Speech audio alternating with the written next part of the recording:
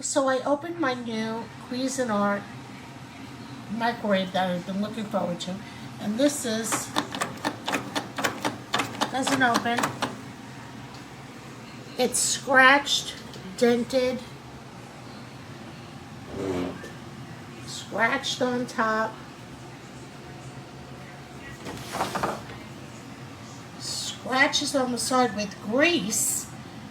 Okay, it feels greasy. Looks like it has been used. I can't even explain the disappointment that I have. The cord was loose. Don't they usually come tied up? So disappointed. Reached out to the seller. Let's see what happens.